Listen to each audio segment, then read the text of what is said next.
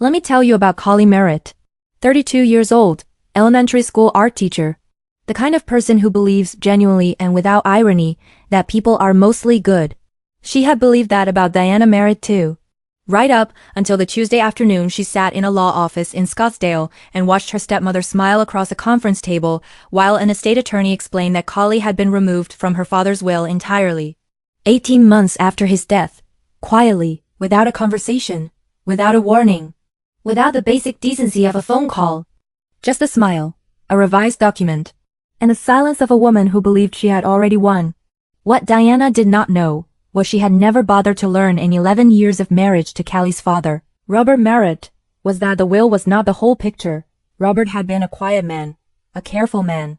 A man who loved his daughter with the particular ferocity of a father who had raised her alone from age 7 after her mother passed, and who had watched, with growing concern, as the woman he married began making decisions that felt less like partnership and more like positioning.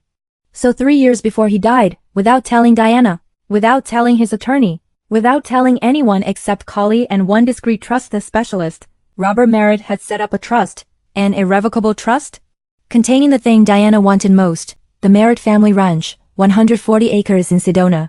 The property Diana had already begun showing to luxury resort developers. The property she had already mentally sold for $4.2 million. And the trust had one trustee, one name. Callie Merritt. The art teacher Diana had just written out of the will with a smile.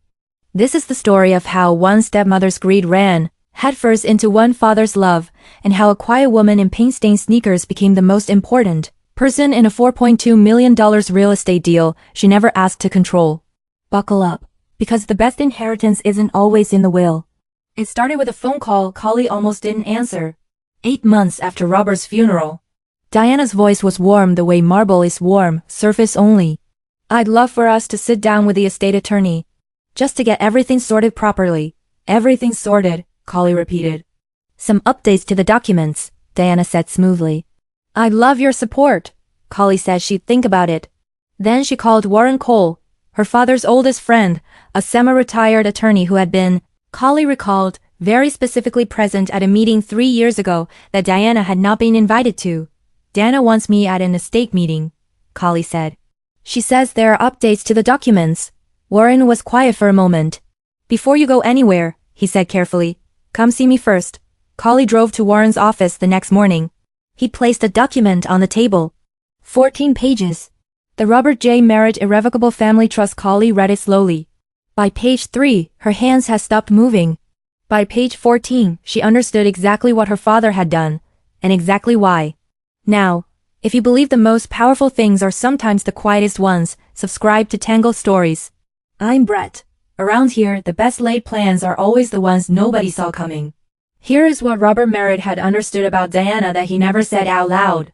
He had married her 6 years after Callie's mother passed. He was 61, lonely, and Diana was good company, right up until she started making comments about the ranch. Small ones at first.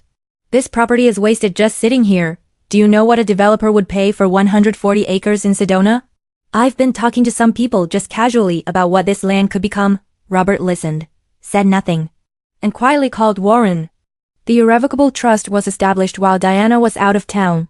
Robert transferred the ranch, the land, the structures, the water rights, the access easements into the trust.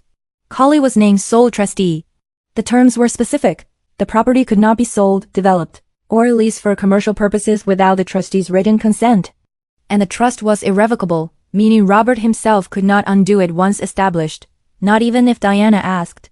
Not even if Diana eventually revised the will, removed Callie entirely, and sat across a conference table with a smile that said she'd already won. The will could be changed.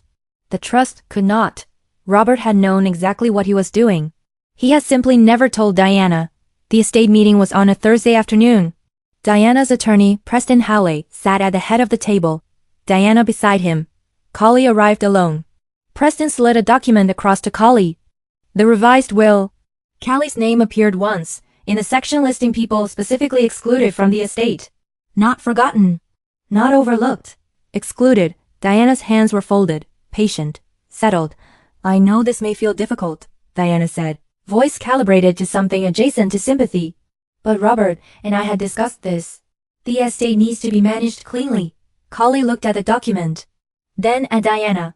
I have a question, Callie said. Has the ranch been included in the estate inventory? Preston flipped to a page. The Sedona property, yes, listed as a primary estate asset. It's not an estate asset, Callie said. Diana's expression shifted. Barely, just a tightening around the eyes. The ranch was transferred into an irrevocable trust 3 years ago, Callie said. It was never part of Robert's personal estate. It cannot be sold or controlled through the will. Silence. Preston set down his pen. Callie opened her bag. Placed the trust document on the table. 14 pages. Clean, notarized, filed. I am the sole trustee, Callie said. Preston picked it up. Read the opening paragraph. Found the trustee designation page. Read it again. Set it down. Diana, he said, voice carefully neutral. Were you aware of this trust? Diana's jaw was tight. No, she said. One word. Clipped. Preston was doing the math, and the math was very clear. The ranch, the centerpiece of Diana's plan, the property the resort group had already made a preliminary offer on, was not Diana's. It had never been Diana's. It was in a trust. And the trust belonged to Callie. Diana called that evening. The warmth was gone. What was left was flat and direct. The developers have made an offer, Diana said. 4.1 million. You would receive a fair portion. I'm prepared to be generous. What portion? Callie asked. 20%, Diana said. 20% of $4.1 million. $820,000. Which sounded large until you remembered that the trust gave Callie 100% of the control, and the property had been placed there specifically to protect it from exactly this conversation. I'll need some time to think, Callie said. She hung up. Called Warren. She offered me 20% to agree to sell, Callie said. What do you actually want to do with the ranch? Warren asked. Callie thought about being 7 years old, her father teaching her to ride on that land. The summers they spent fixing the fence line together, just the two of them. I want to keep it, she said. Then keep it, Warren said simply.